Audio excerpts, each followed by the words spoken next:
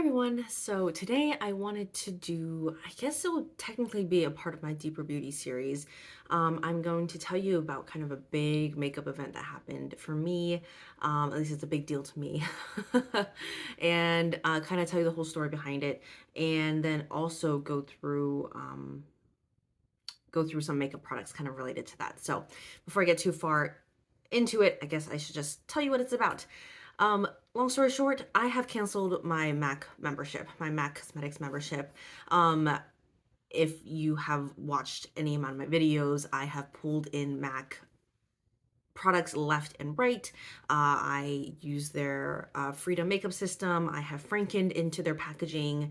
I have gone through multiple of their lip products. Um, I have multiples of things from their collection, but I'm ending my technically like I don't know what it's called, like the brand loyalty account, you know? I so basically why it happened, maybe I'll just start there, is I knew it was gonna happen at some point. I used to live much closer to a Mac store, so it's easy just for me to like pop over and just like check things out. Um versus now I live quite far away. And so I was like, I feel like it's starting to be time where I think about really not engaging with at least like their storefronts as much anymore. But I was like in their, in their loyalty system. And I don't know, I just kept on going back, trying to check things out, trying to check out sales and things like that. Like they would have like decent sales. Um, and they would obviously have new launches with like packaging that I really, really would look at and be interested in. Um, but recently they had a marketing campaign that was sat really uncomfortably with me. I literally looked at one picture and was like, I don't want to be associated with a brand that's willing to market themselves like this. I mean, lots of brands are already really problematic. I mean, the whole cosmetics industry is problematic, right? I think especially coming from a standpoint as like a Christian, as someone who wants to be modest and more conservative with the way that I dress and present myself. Um, like a lot of just this beauty industry is problematic in itself. I mean, a lot of other industries as well, but the beauty industry in particular tends to lean itself into either marketing or putting itself forward in ways that don't quite align with the way I perceive things. And I already knew that the Mac brand in their marketing was never quite aligned. But I think why I stuck with it was more to please like my 2010 self when, in 2010s when YouTube beauty gurus just started, like Mac was like the it brand. And I think ever since college and once I was like getting my own money and stuff like that, like it was just really tempting to turn to this brand and be like, what did I miss out on? Like the FOMO for this Mac brand was so much. And I feel like I'm at a point now where I've appeased most of that I've experienced the brand for what it is. Started all the way from the kind of like the easy reach stuff in terms of like, oh, their lipsticks or oh, their foundations or whatever that were really good.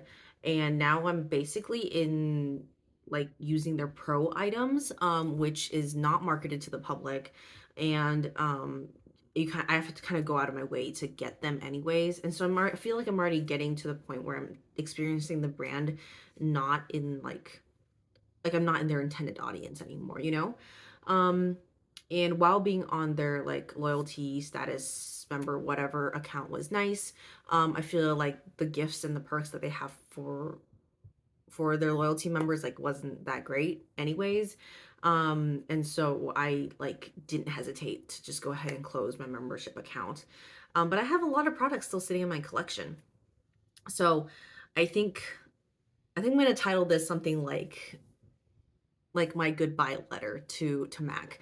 And not saying that I'm not going to purchase Mac products anymore, but I really want to change my perspective from almost buying loyally from Mac and like almost looking to Mac first for an option. And if like, it's either too expensive or like doesn't align with what I need, then I look at other options. But I was kind of looking at Mac to like be the it brand for me for a lot of my new products. And one, it hasn't done that. And two, it's like I can't be locking myself in like that. And I've already branched out, right? Like I feel like my approach to the new things that I'm bringing in are is different now, but it is really tempting to settle back into that mindset of being like, Matt, what do you got for me? You know? And I think moving forward, especially with that marketing campaign in mind, is I feel like that marks the point, right? I think I saw that like the like January 31st, and I'm filming this on February 1st. So I feel like end of December, that was the day when I realized I don't want to give my money to Mac anymore. I don't want to give my money to Mac anymore. I don't want to be really even be associated with like their products in the future, like in the things that are coming up. So I don't think I'll be purchasing any of their brand new launches or any of the new stuff that's coming out. And I think I'm just going to separate myself a little bit from that, despite them being like such like they make quality products. But it's just really hard for me to align myself with a brand that put themselves forward like that. I mean, I still have a lot of their products in my collection, so you'll still see it, but I really want to take today's video as like a snapshot of what I remember Mac to be, how I want to approach my Mac products. And yeah, kind of like a goodbye letter, you know, like goodbye to whatever you're becoming. I will remember Mac as what I loved it for. And that's that. I think if I encounter Mac at like a CCO, cosmetic company outlet, I think I would probably take a look, but and not hesitate if I really feel like something looks good. But I definitely don't want to be influenced by their marketing anymore, or really even look at their marketing anymore. Given, you know, obviously what their standards are. So I don't know. It's a very, very nuanced relationship with the brand now. I know I'm making like a huge deal out of it because in my mind it kind of is. I very much have like an emotional attachment to some of this stuff. But I think I just want to process some of this stuff out loud. Just to kind of even for myself process like all these nuances out, right? Is like not necessarily saying not purchasing from Mac, but I don't want to be part of their, you know, their loyalty membership group anymore, or be receiving emails or marketing stuff from them anymore. You know, that type of stuff. I kind of want to separate myself from Mac and what they're becoming, and just experience Mac in the way that I want to, which is mainly either purchasing from CCOs or from my own collection, and what I enjoy about it. So I'm gonna do a quick run through of all the Mac products I own. I think just to document this moment, right? Just kind of a snapshot of like these are all the Mac things that I have. Thankfully it's not like this is all my collection is, but like looking at it, I'm like, I have a lot of Mac things. Like even just standalone, like packaging wise, I have 1, 2, 3, 4, 5, 6, 7, 8, 9, 10, 11, 12, 13, 14, 15, 16, 17, 18, 19, 20, 21 items to like, you know, show you guys. I don't think there's anything else hiding, but very, very possible. And a lot of these I'm glad to say are like already Franken products. So I've already made them my own. And like that's kind of my goal a lot with my collection is one, not to have excess, but also whatever I have left that I am willing to be creative with things. So first up is their Freedom palettes. I do enjoy MAC Freedom palettes. Because it's part of their Pro line, I mean, one, I don't want to expand my like Freedom palette collections. I don't think I need to be purchasing anything from them. I also have a hair stuck in here and that's going to bother me, so let me pick that out. So I don't think I need to buy any more of their Freedom palette stuff because I already have so many of them. This is actually 2 of them. But yes, I really do like their Freedom line. I think it's actually one of the better ones out there with like the clear front, and it's nicely magnetic. This is so satisfying every day. Like it's, and also the way that the inserts work is that they rock out, so they're really easy to pick up and to switch things out. So it's just really, really well designed. I think it's one of those things where it's like, Mac, if your marketing team wasn't so bold, I would you know, I would have stuck around, but you know, I need to have standards. I need to have standards around this stuff. But it's no, they're not like pushing their pro line. So part of me is like, okay, the pro line isn't that bad, but I think I need to be careful about my language around those things. And I was able to find some of these Freedom palette type things at CCOs as well. So I'm like, if I really need one, I can look around there, but it's not like I'll be switching out my Freedom palette system just because I'm not purchasing from the brand anymore. But it's just one of the things that's like, I like that I can remember the brand for their Pro Freedom palette line and not necessarily for something else, right? The next thing here, I guess I'm just gonna keep going palettes, is the lip palette. This used to be the MAC Viva Glam palette. This is like a decade old. It was launched like 2014. But I have made it my own at this point. I even decorated the front a little bit, and all these things that are in here are like lipstick graveyard products and not originally what came in this palette. So again, love the magnetic aspect of this. Even 10 years ago, they already had the magnetic aspect of it. Actually, I think this one does come out. I think I tested it before. Yes, it does rock out. So they already, I didn't realize this until recently, but yes, they already had this mechanism of rocking out the Freedom palette. I don't think my other palette has that, but yes, so I have pretty much utilized this now as a Freedom palette and not for its original products anymore. And same, this is also part of their Pro line, is the MAC Concealer palette in the shade Medium. It goes all the way from NC30, it's NC30, NW25, NC35, NW35, and then like a light yellow and peach color as well. And I've already frankened it, messed with it, hit pans. So again, like this one's obviously discontinued. This one's still active in their line, but it's one of those things where it's like, this was not part of that marketing campaign that like made me so disappointed, right? And so I'm okay with remembering these and continuing to use those. The next things here are, I'll wait on this one. Okay, let's do some face stuff. I have their MAC Skin Refine Zone. This is probably one of my favorite primers. It's mattifying, pore filling, smoothing. And it's also very lightweight. It's not like that thick silicone feeling. So I think this is honestly a stellar product. I tout this as probably a miracle product, and oh man, I'm gonna be so sad when I run out of this. But I've actually been using other primers lately, so I haven't even been reaching for this. So once I like use this up, I might break my rule of of not purchasing from MAC. Because honestly, this would be one of the things that I would purchase, but it would be like once a year, once every 2 years, given how I use these things. So I don't know, and honestly, there might be other products out there at that point, or I might have just moved on from a product like this at that point. All right, another face thing is, this is actually a tinted foundation that I put in here, but it is their MAC Mixing Medium, which is again in their Pro line. And I think it was technically their Face and Body Mixing Medium. So it kind of has the face and body like formula, but you can like mix either more pigmented things in here, or you can like use this to shear stuff out, whatever. So again, Pro line stuff I feel like has been a nice addition to my collection. And I'm really tempted to pick another one of these up again, but I feel like I can use like sunscreen or moisturizer as a mixing medium instead, and not necessarily buy an entire like 50 milliliter bottle of this stuff.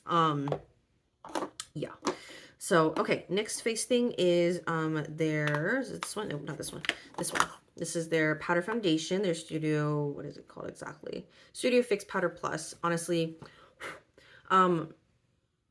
for me, one of the best powder foundations out there. I haven't tried a ton, but this one just is like tried and true. I've gone through multiple of these in multiple shades. And also this has like the most product out of almost any powder foundations I've seen out there. It has 15 grams. So it takes a long time to work through them, which is why I probably won't need another one for another year. But all that to say, I'll be sad that I won't be able to purchase brand new from them, and might be looking to other brands for my needs. So we'll kind of see there.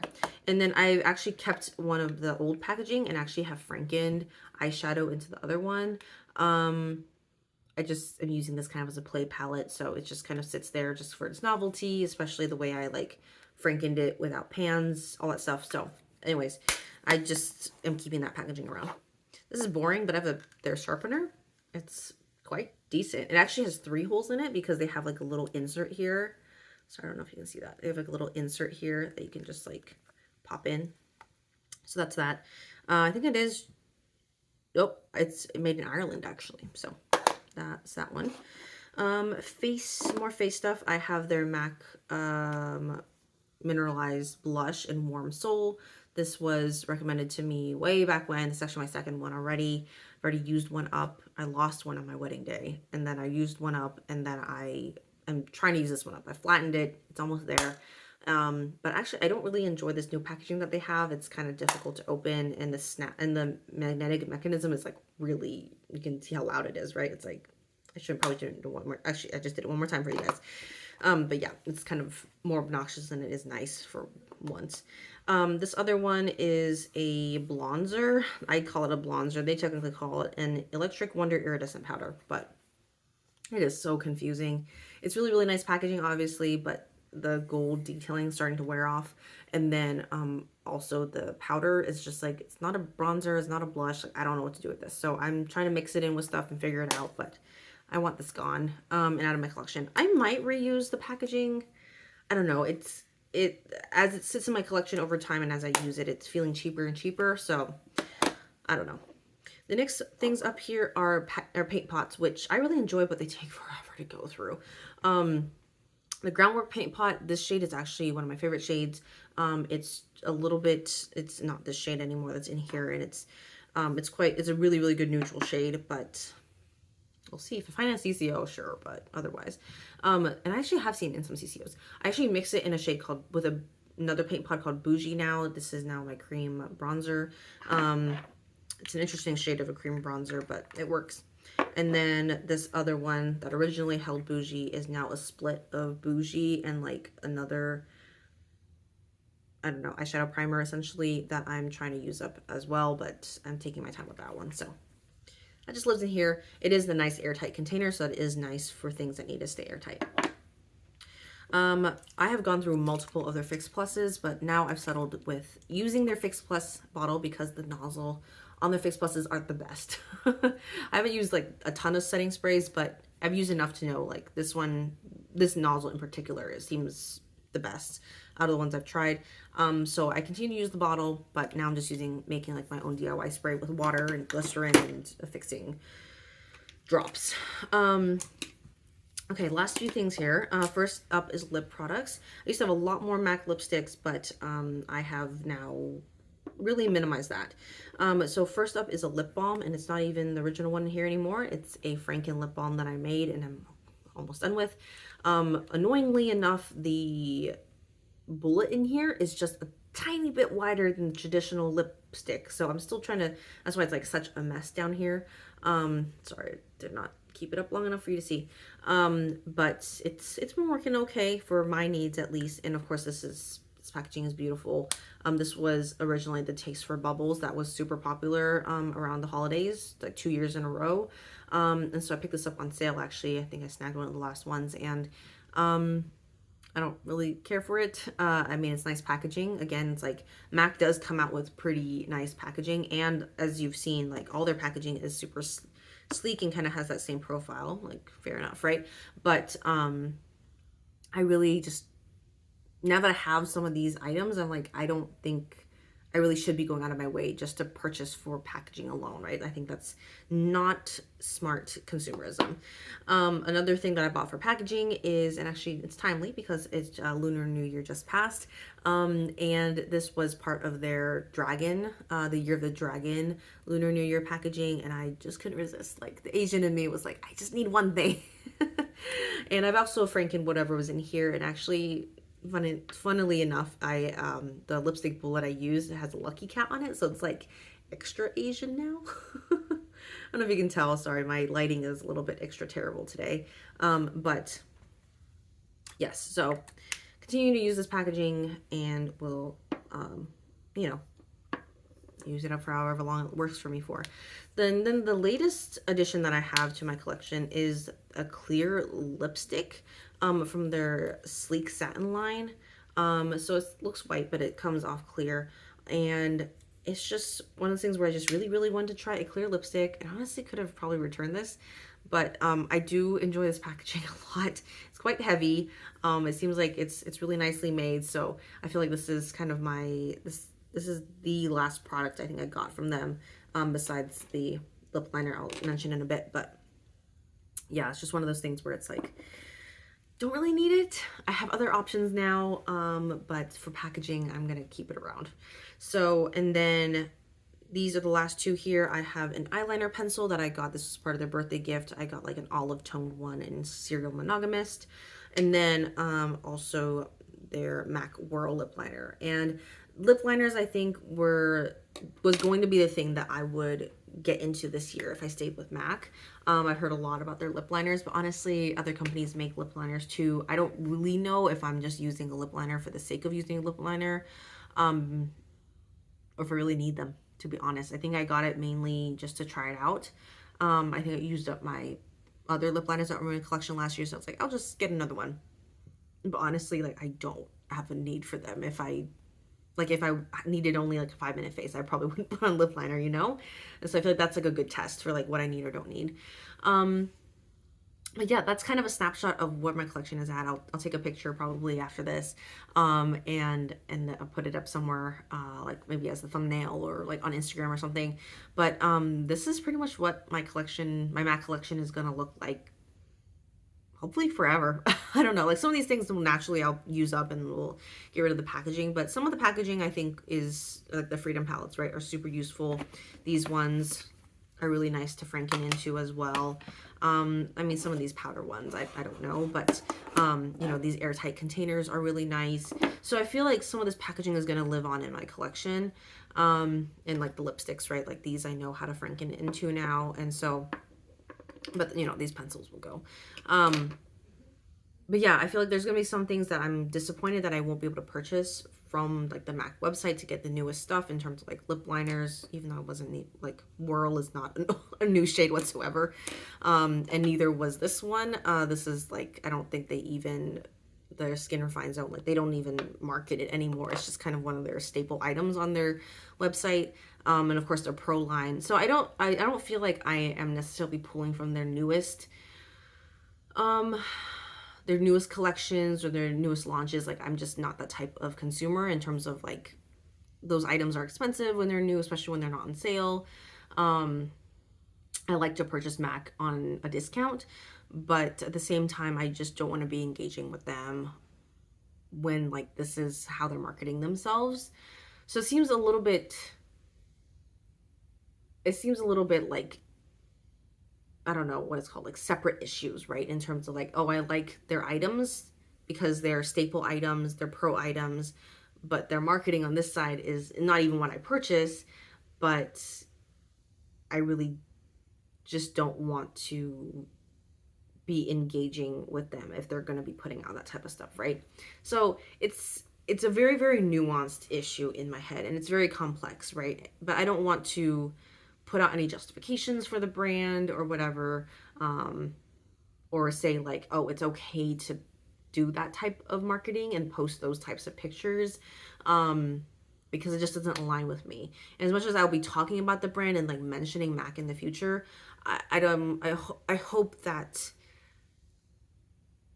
if you've seen this video in particular, that you understand that it's not so much me being like, I support MAC and want you to purchase their things. No, but it's mainly that I have these items in my collection. I'm trying to use them up. I do enjoy their packaging.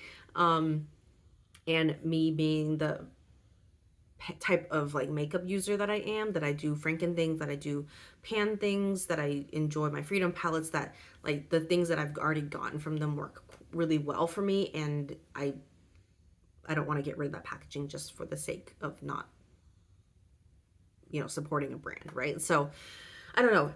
I think it's going to be a complicated relationship moving forward, but I think ending my loyalty account was the first step in kind of reframing this type of stuff in my mind. And I know for most people, like, you wouldn't make this a big deal, but I think I just wanted to make a video for it, right? And kind of explain myself. And yeah, I hope that it is an encouragement for anybody else who might be uncomfortable with kind of the beauty market right now, and the marketing like efforts that might be made by certain brands that um like you don't have to continue to support them, that you don't have to continue to give your money to them. And I mean, now the beauty market is so expansive, right, that you can honestly find similar products elsewhere, and hopefully with brands that are more aligned with your standards. And I know there's other issues that, I mean, most people talk about in terms of brands being cruelty free and ethical standards and things like that too. But I think for me, it's tough for me to look into those things because some of those things happen behind the scenes, right? Like, who are they who are they giving money to, or like what is their testing process behind their makeup. Like, those things are harder for me to take the extra step to like research those things. But I think when I look at their marketing, like, that's like straight in my face, and those are going to be straight, like, they're putting money to put that straight in front of other people's faces. And I think for me, that is a big, like, boundary in terms of, like, I don't want to cross that. um and that if they're marketing themselves, like I guess, how are they marketing themselves is a good question for me when I'm looking at a brand. Even things like shade names. I know other brands. I can name names, but shade names can sometimes be like question mark, right? And so even brands like that, I have kind of distanced myself from, because I, like, if they're going to put shade names like that on their packaging, if they're going to be naming palettes or their products in certain ways that don't really align with my standards, then I might as well just not even step that close into that brand, right? So I feel kind of that's kind of similar take here. um so anyways, all that to say, I'm sure that this will be I'm sure I'll continue the conversation at some point, but this is, I guess, my starting thoughts on me ending my journey with Mac. And not completely ending, but you know what I mean, in terms of like ending my loyalty account and what that means, and how I'll be moving forward with the existing products in my collection. So sorry that was super rambly. Obviously, lots of thoughts going on in my head. I didn't take time to like script or outline any of this beforehand, but just kind of wanted to let it come out in the jumbled mess it is. So hopefully, if you did watch this till the end, that something for you to think about, and feel free to drop your comments and thoughts below. And yeah, I'll keep you updated on my thoughts around this. So thank you so much for watching, and I'll see you in my next video. Bye.